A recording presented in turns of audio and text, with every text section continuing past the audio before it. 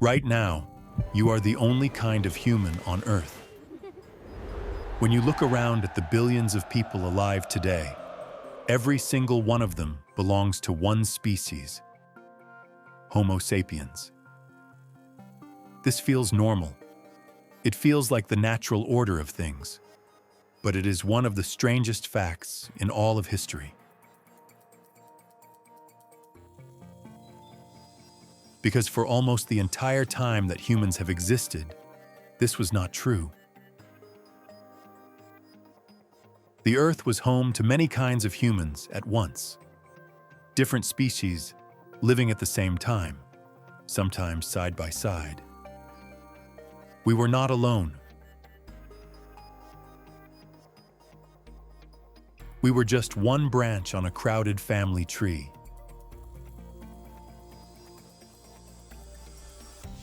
And the story of how we went from being one human species among several to the only one left, and then to the rulers of the entire planet, is the story of you. This is the history of humankind.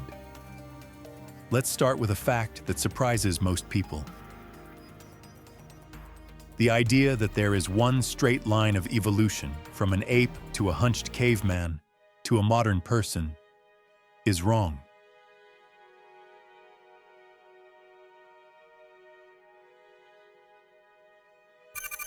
The real story is a branching bush, not a ladder. Humans first appeared in Africa, evolving from earlier ape ancestors around 2.5 million years ago. These early humans belonged to a genus we call Homo, meaning man. And there was not one of them. There were many. There was Homo habilis, an early toolmaker in East Africa. There was Homo erectus, who survived for nearly 2 million years, longer than any other human species, and far longer than we have existed so far.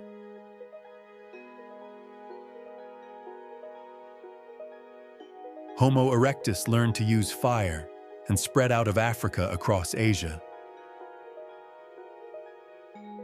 In the cold of Europe and Western Asia lived the Neanderthals, stocky, powerful, intelligent humans, well adapted to Ice Age life.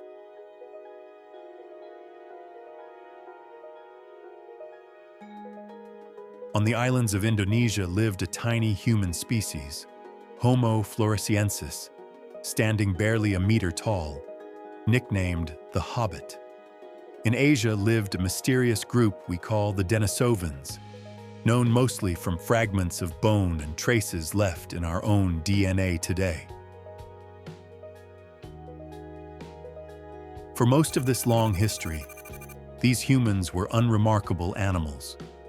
This is the part we forget.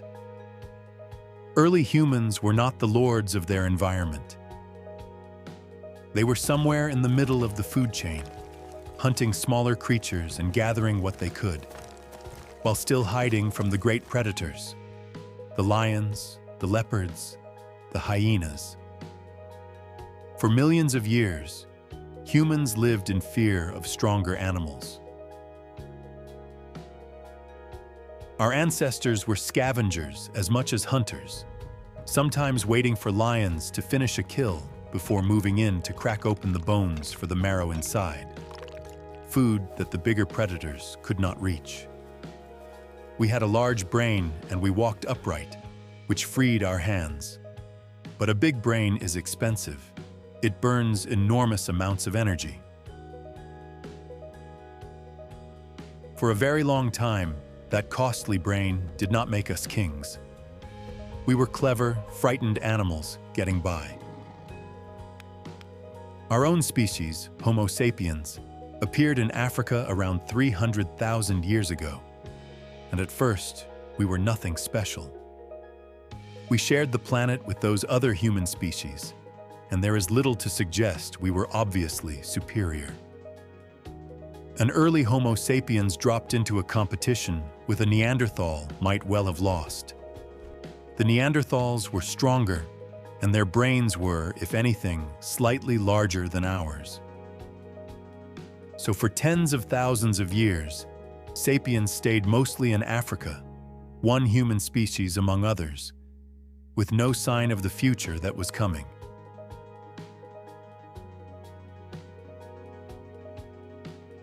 To understand who these early humans were, we have to understand how they lived, because this way of life shaped us more deeply than anything that came after.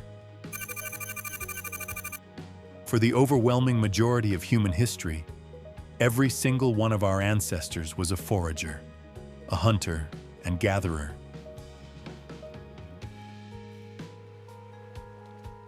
There were no farms, no villages, no permanent homes. People lived in small bands, perhaps a few dozen individuals, moving across the land with the seasons, following the animals and the ripening plants.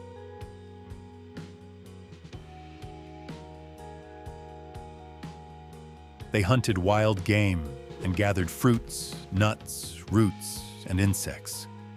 They knew their territory intimately, every plant that could heal or poison, the habits of every animal, the meaning of every track and sound.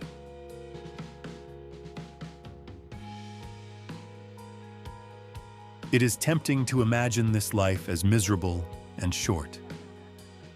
But the evidence suggests it was, in many ways, a rich existence. Foragers worked fewer hours than the farmers and factory workers who came later.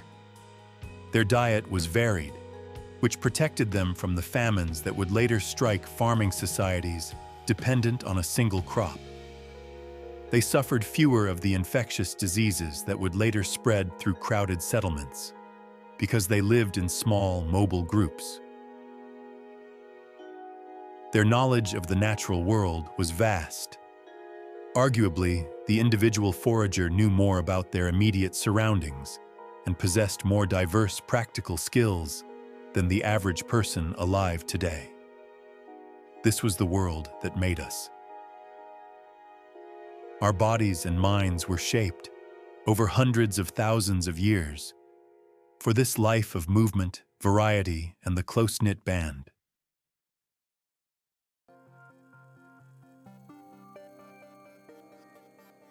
In a very real sense, we are still foragers, living in a world our instincts were never designed for. But this life had its dangers and its limits. Childhood was perilous, and many did not survive it. Injury or illness, far from any help, could be fatal. The band depended on cooperation and on the land's generosity, and when either failed, people died. And critically, for all their skill, these early sapiens still had not done anything to set them apart from the other humans sharing the planet. We were one clever animal among several. And then, somewhere around 70,000 years ago, something changed. Something inside the sapiens' mind. And it changed everything. Between about 70,000 and 30,000 years ago, Homo sapiens began doing remarkable things.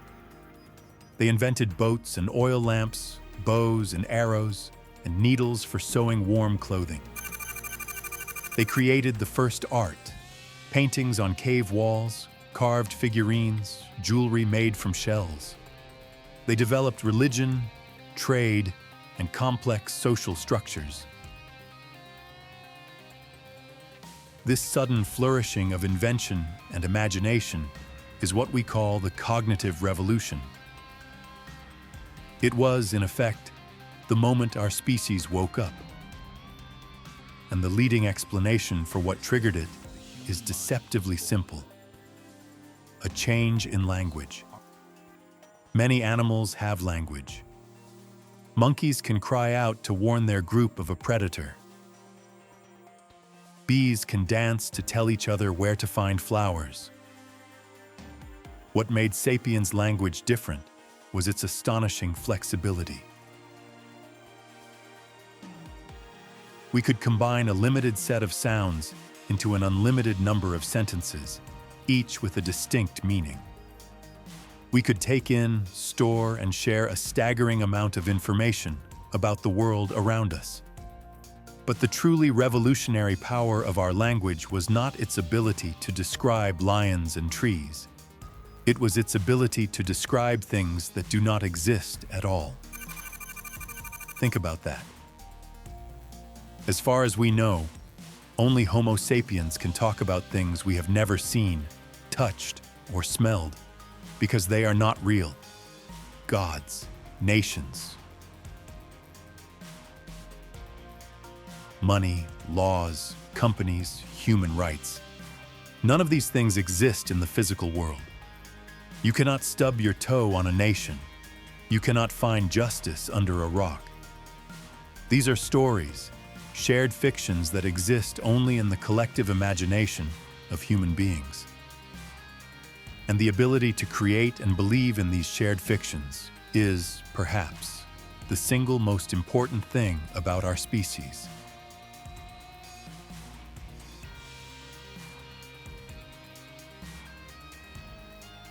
Because it solved a problem that no other animal had solved: how to cooperate flexibly in very large numbers.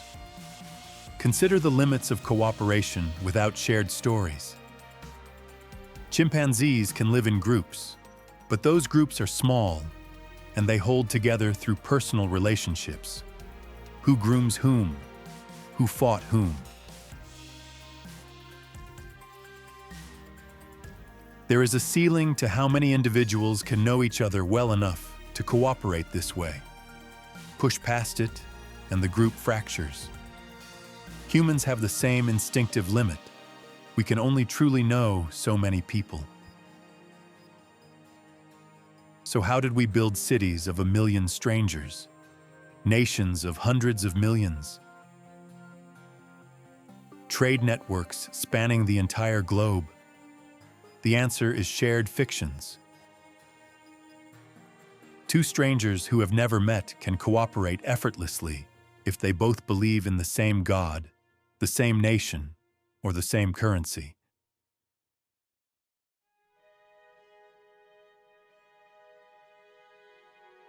A piece of paper money has no value in itself, but because millions of people share the story that it has value, you can hand it to a stranger and receive food in return.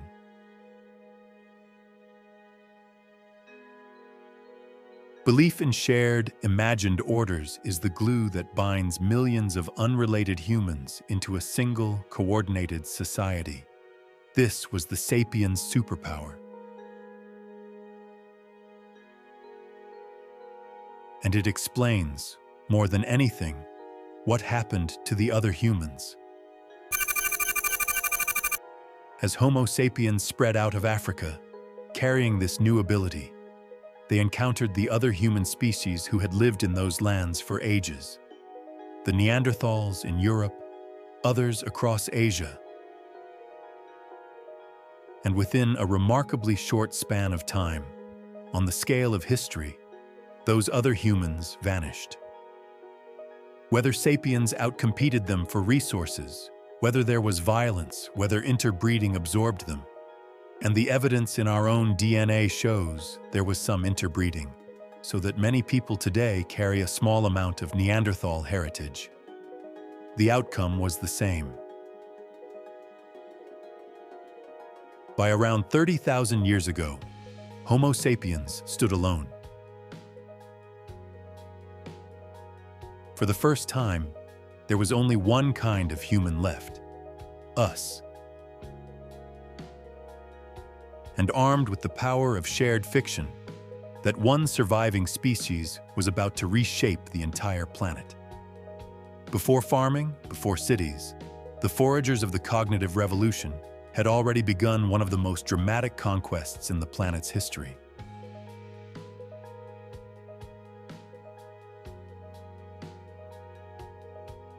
Carried by their boats and their cooperation, Homo sapiens spread to every corner of the Earth. Around 45,000 years ago, they made an astonishing journey across open sea to reach Australia, a feat that required boats, planning, and organized effort no other human species had managed. And everywhere they arrived, something terrible followed. The arrival of humans in Australia coincided with the extinction of most of the continent's large animals: giant kangaroos, enormous wombat-like creatures, a marsupial lion. When humans crossed into the Americas, around 16,000 years ago, the same thing happened. The great mammals of the New World, mammoths, mastodons, giant ground sloths, native horses and camels, disappeared, one ecosystem after another, in the wake of the human advance. Long before we invented the wheel or writing or the steam engine, our species had already driven a huge portion of the planet's large animals to extinction. We were, even as simple foragers, the deadliest force the natural world had ever encountered. This is a sobering truth about our origins. The talent for reshaping and damaging the planet is not new. It is as old as we are. For hundreds of thousands of years, every human was a forager. Then, around 12,000 years ago, in several parts of the world independently, something new began. Humans started to farm. They learned to plant seeds, harvest grain, and herd animals. We call this the agricultural revolution, and it is usually told as the great triumph of humankind. The moment we tamed nature, settled down, and built civilization. But there is another way to see it. And it is the most provocative idea in this whole story.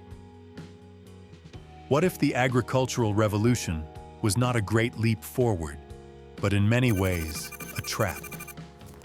Consider it from the point of view of an individual human life.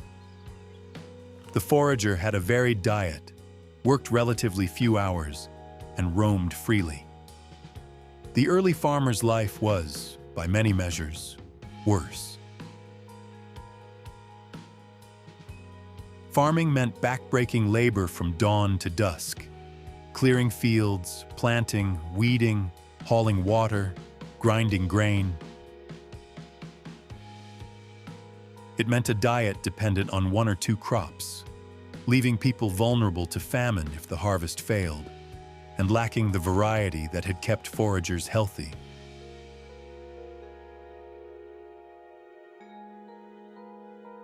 Permanent settlements, crowded with people and animals and waste, bred infectious diseases that had been rare among scattered mobile bands.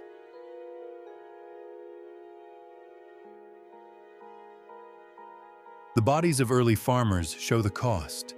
Smaller stature, worn joints, slipped discs, arthritis.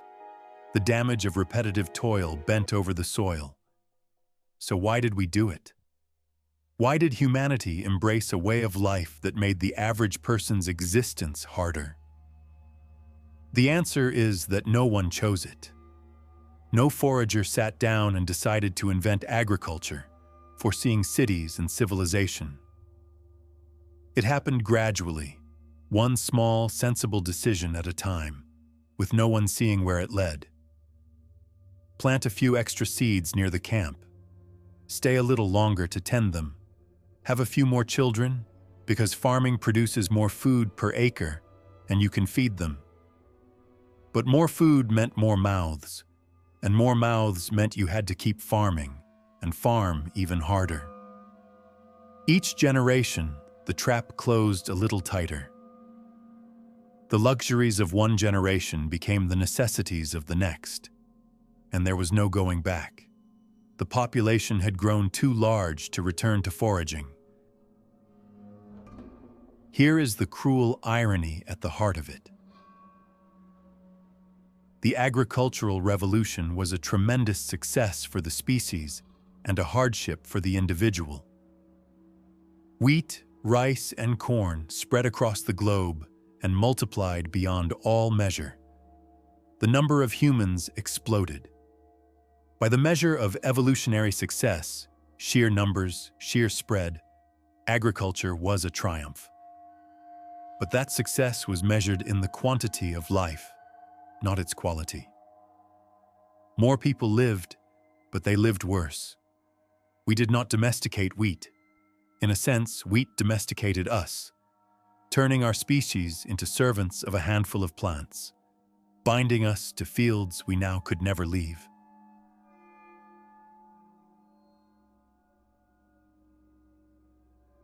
This is the argument, that the most celebrated revolution in human history was, for the people who lived through it, history's biggest bargain with a hidden cost. Whatever its cost, agriculture remade the world, and there was no undoing it.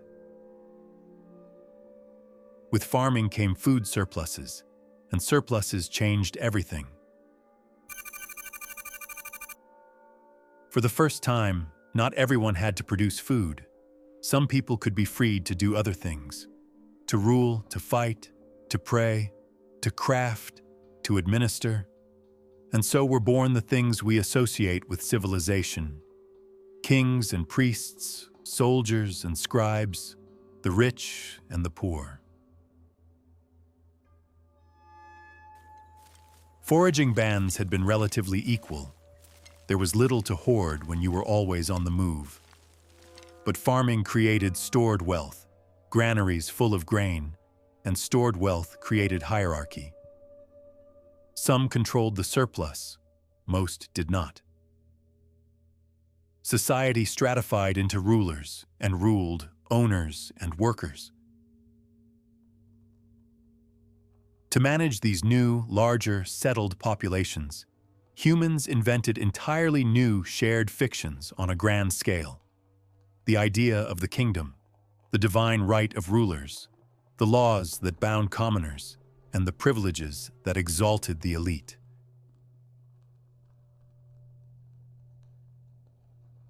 These imagined orders were not natural or inevitable.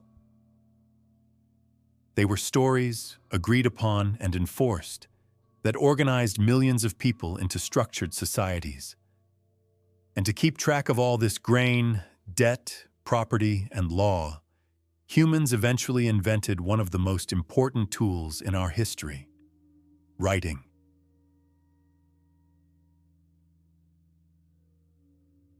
The first scripts were not poetry or scripture. They were accounting, records of how much grain was owed and to whom.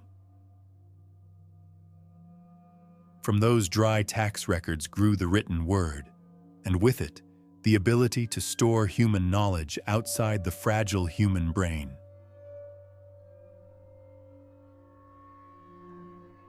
History, in the strict sense, had begun. As farming societies grew into villages, villages into towns, and towns into cities and kingdoms, the human world became a patchwork of countless separate cultures, each with its own gods, customs, and rulers.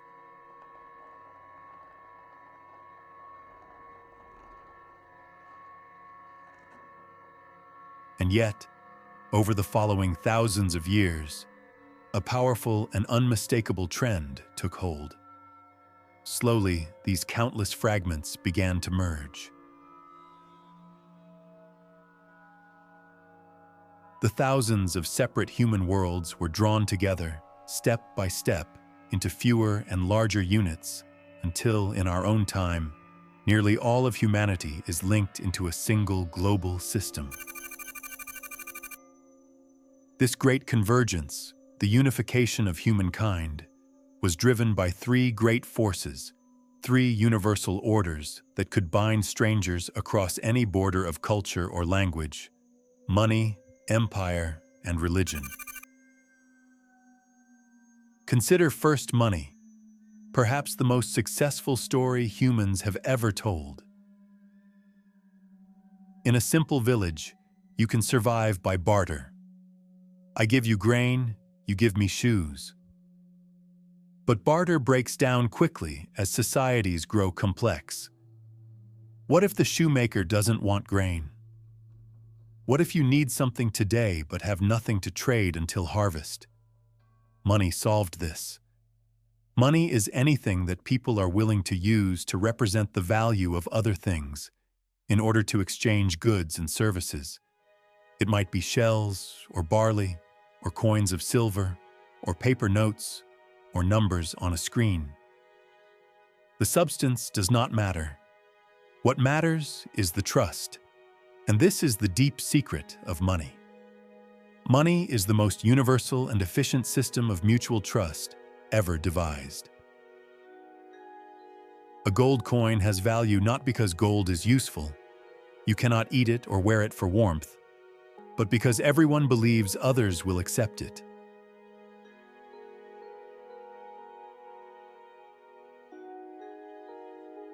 When you accept a coin, you are trusting that a stranger you will never meet, perhaps on the other side of the world, will accept that same coin from you tomorrow.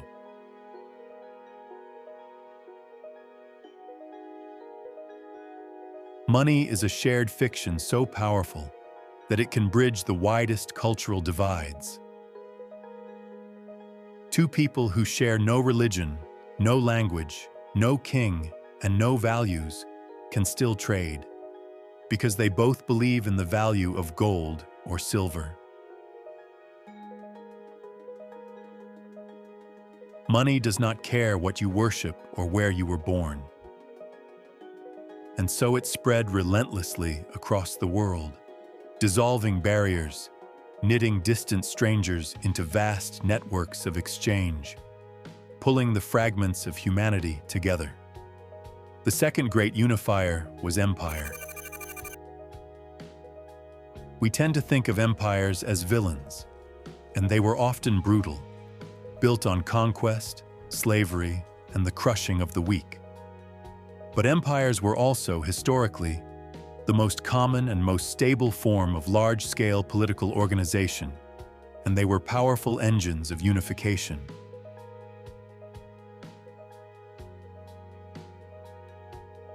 An empire takes many different peoples, with different cultures and languages, and binds them under a single rule.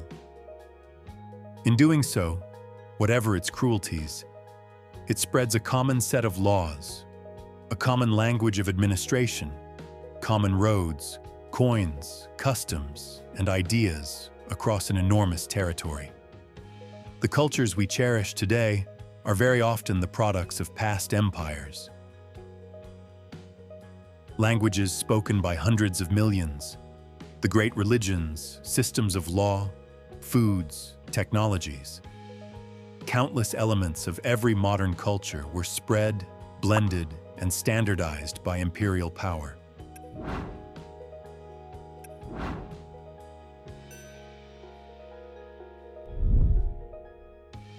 Empires absorbed the peoples they conquered, and over generations those peoples came to share the imperial culture until the line between conqueror and conquered blurred.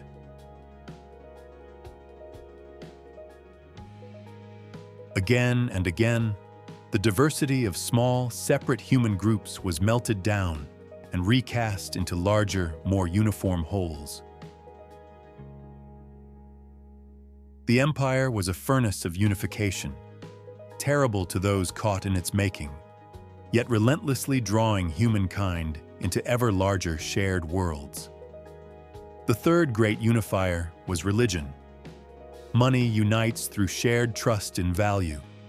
Empire unites through shared submission to power. Religion unites through shared belief in a superhuman order. Religion is a system of human norms and values founded on a belief in an order beyond the human. And crucially, it claims that this order is universal and absolute, not something humans invented and could change. That claim is precisely what gives religion its unifying force. The early religions were local. The spirit of this river, the god of that mountain, bound to a particular place and people.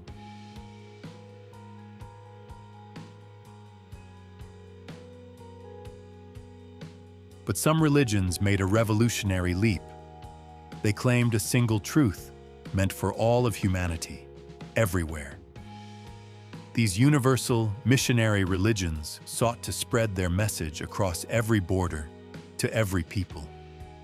In doing so, they did for the human spirit what money did for trade and empire did for politics.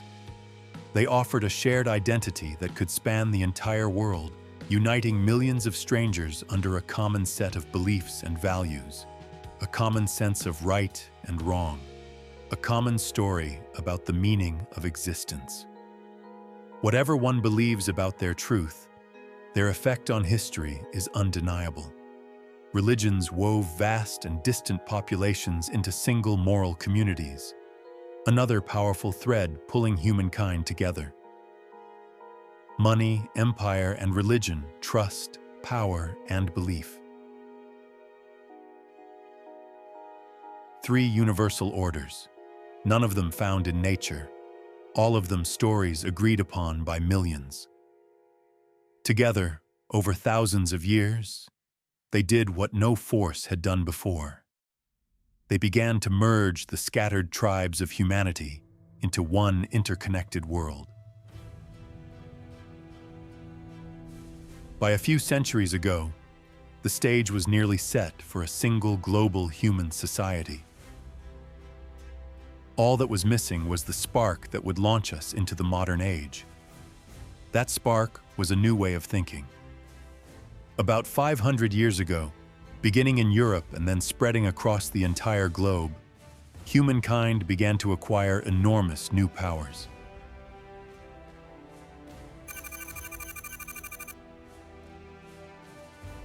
We learned to harness energy and matter in ways our ancestors could not have dreamed of.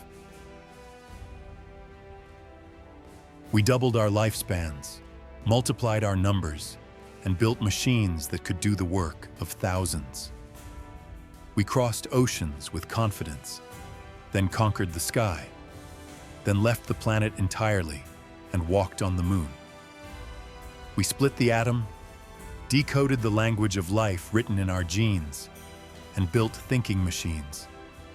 In just 5 centuries, a heartbeat in the long story of our species, we transformed the world more than in all the tens of thousands of years before. This explosion of power is what we call the scientific revolution. And at its root was not a single invention, but a profound shift in the human mind. What made modern science different was, surprisingly, an admission of ignorance. For most of history, people believed that everything worth knowing was already known, written in ancient scriptures or held in the wisdom of past sages.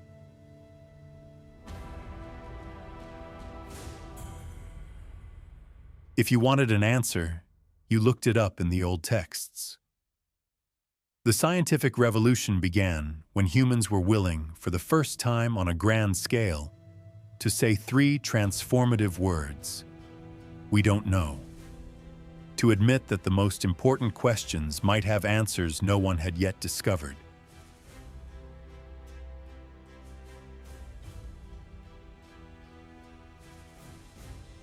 This humility unlocked a relentless engine of inquiry. If we don't know, then we must observe, measure, experiment, and find out. And we must accept that today's knowledge may be overturned by tomorrow's discovery. Science did not promise final truth. It promised a method, a way of steadily learning more and correcting our mistakes forever. But the admission of ignorance alone does not explain the explosion of power.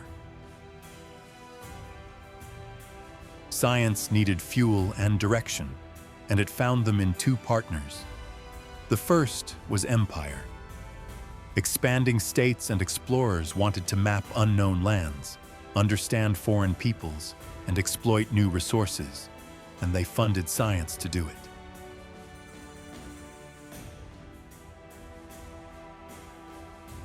The voyages of discovery and the laboratories of inquiry advanced hand in hand, conquest and curiosity feeding each other.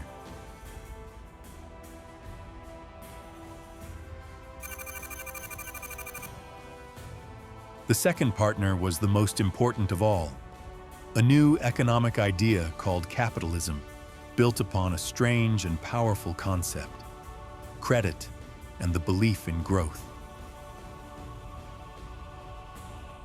For most of history, people assumed that the total wealth in the world was more or less fixed. If someone grew richer, someone else must have grown poorer. There seemed to be only so much to go around. This belief made people cautious. Few were willing to lend money for grand ventures, because the future seemed no more prosperous than the present. The scientific revolution changed this, because it introduced the idea of progress. The radical notion that through new knowledge and new technology, the future could be richer than the past. That tomorrow's pie could be bigger than today's. This idea of growth transformed the economy. If the future will be wealthier, then it makes sense to borrow against it, to take credit now, invest it in new ventures, and pay it back from the greater wealth those ventures will create.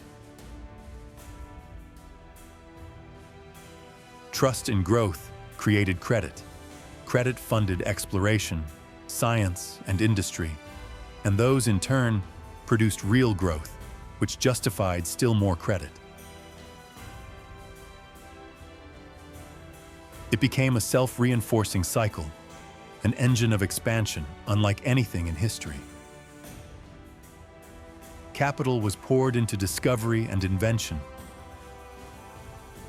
Discovery and invention produced new wealth and new power. The result was the modern world, the Industrial Revolution, with its factories and engines and mass production, the harnessing of fossil fuels, the conquest of disease, the explosion of population from under 1 billion to many billions, the wiring of the entire planet into a single instant network of communication and trade.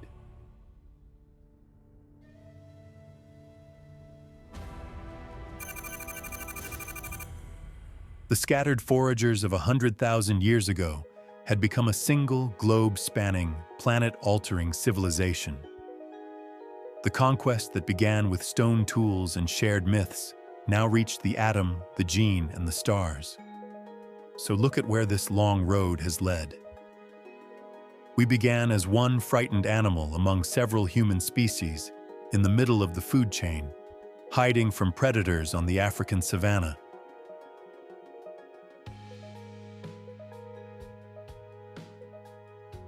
Through the power of shared imagination, we conquered the globe and outlasted every other kind of human. Through farming, we multiplied and built the first civilizations, at a cost we are still reckoning with. Through money, empire, and religion, we merged 1,000 separate worlds into one. And through science and the engine of growth, we acquired powers that ancient peoples would have called the powers of gods. Today, a single species, your species, dominates the Earth so completely that we are reshaping its climate, its oceans, its web of life, and the very genetic code of the creatures upon it.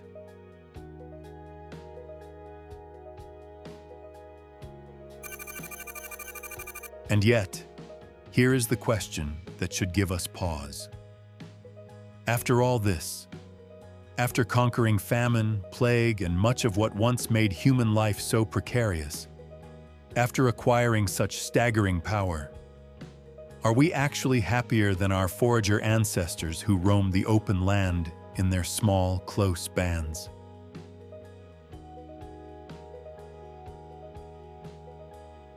It is a genuinely difficult question, and the honest answer is that we do not know. We have made ourselves the masters of the planet, but it is not at all clear that we have made ourselves content. We have vastly increased the power available to humankind, while it is far from obvious that we have increased human well-being by the same measure. We chase comforts and goals our forager instincts were never shaped to be satisfied by in a world utterly transformed from the one that made us. And the story is not over. In fact, we may be approaching its most dramatic turn. For the entire history we have just traced, 4 billion years of life, and the few 100,000 years of humankind, the basic laws have not changed. Life evolved through natural selection, and humans, however powerful, remained the kind of organism that natural selection produced.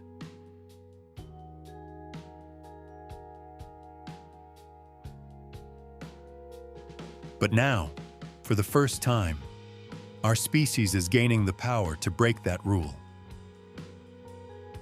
Through biotechnology, we are learning to redesign living things, including ourselves. Through artificial intelligence, we are building minds that are not biological at all. We are beginning to acquire abilities once reserved for nature itself, even perhaps the power to design new forms of life and intelligence from scratch.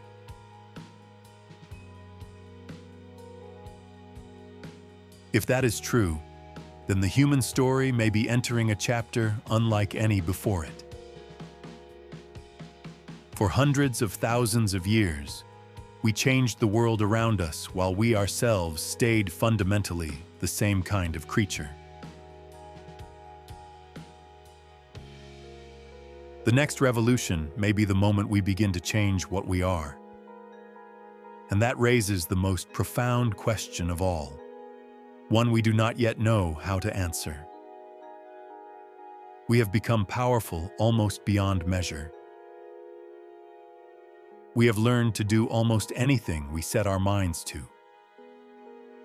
But after this long journey from a frightened animal on the savannah to the master of the planet, there is one thing we still have not figured out, and it may be the most important thing of all.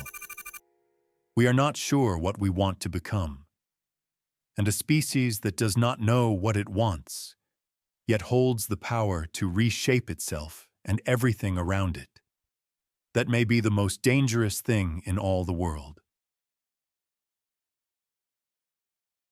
The story of how we answer that question has not yet been written. If you enjoyed this journey, hit like and subscribe to come back next week. There's always more of the universe to explain.